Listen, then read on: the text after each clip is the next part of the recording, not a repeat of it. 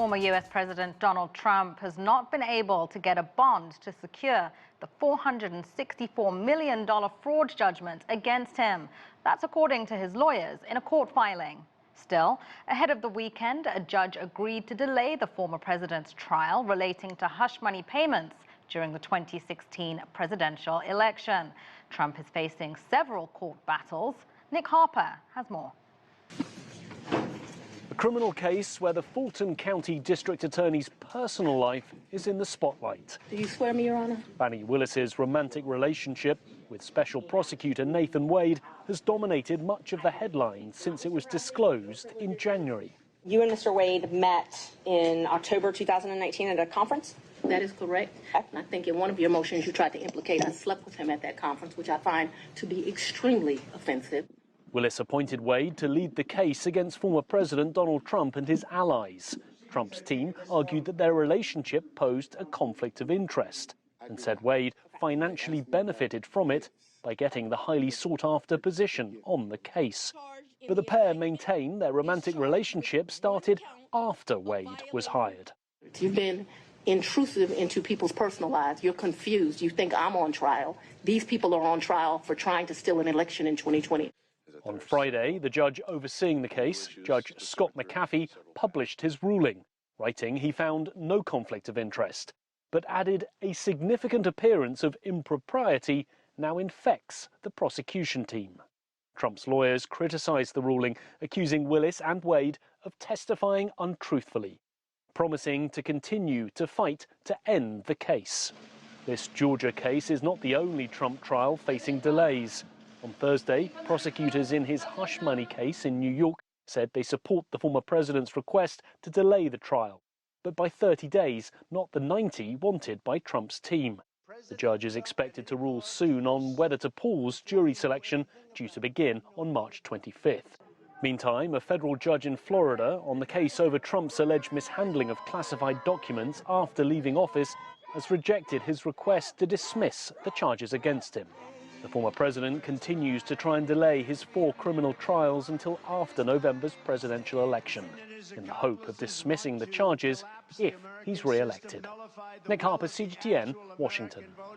For more on the upcoming election rematch between Biden and Trump and what their campaign finances look like, Elaine Reyes spoke to Joseph Williams, former senior editor at U.S. News and World Report. Each party decides when their convention is going to be, and that's when the nominating takes place. All the delegates that they collected over the course of the primaries come into focus. They all come together in one city. This year, I think the Republicans well, I know the Democrats are in Chicago. I'm not quite sure where the Republicans are. It might be New York City. But they come together at these nominee conventions. They get together, and it's an open process where they nominate each party's standard bearer. And in this case, it's going to be Joe Biden and Donald Trump in a rematch that almost nobody says they're excited about. Well, let's take a look at their campaign finances. Where should they be at the moment? What's in their coffers? And how much more money do they need? I know that I'm getting the text messages on my phone from both sides asking for money. Yes, and that's where the other part of the race begins in earnest after the primaries are over, is when the fundraising really ramps up and starts to take hold. Basically, each party is trying to raise as much money as they can before November and really before the fall to spend this money on ads, to spend it on campaign, door knocking, canvassing, those sorts of things. But as late, the presidential races have become almost more expensive than they've ever been in history.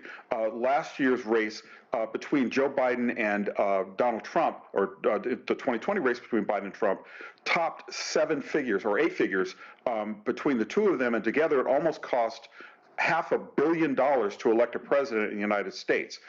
And the fundraising where they should be around now is probably a couple of 200 to 300 million, or 20 to 30 billion. I'm sorry, I've got my numbers all screwed up. But 20 to 50 million should be in the bank by now.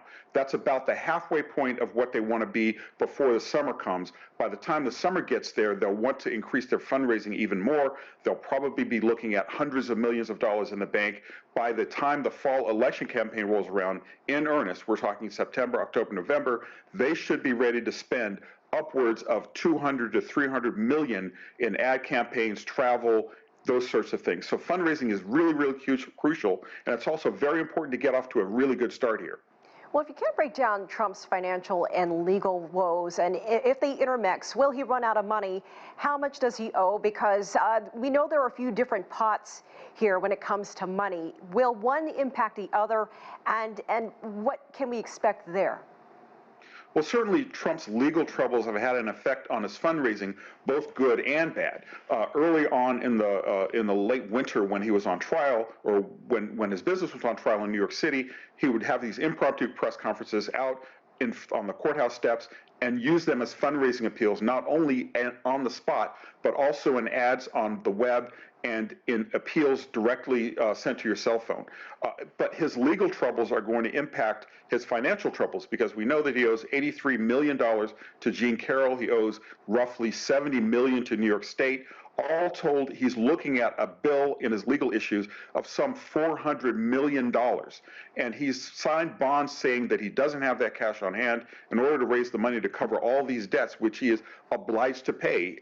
He has to raise some $400 million, and he's going to have to sell some of his properties. That's just a given, and that's going to take some time. In the meantime, donors are kind of wary because they don't want their campaign donations to be used for Trump's legal defense. And that's what a lot of people are worried about, especially given the fact that Trump has essentially taken over his party's committee, the Republican National Committee, stocked it with insiders, and is using those funds. A lot of people assume that he'll raise money there, and that may kind of end up covering some of his lawyers' bills, if not the legal bills themselves. Yeah, because we've never really seen this type of situation before. If he does not have any money by the summer or going into the election, what kind of effective campaign can he run? Will he be able to run for president with no money?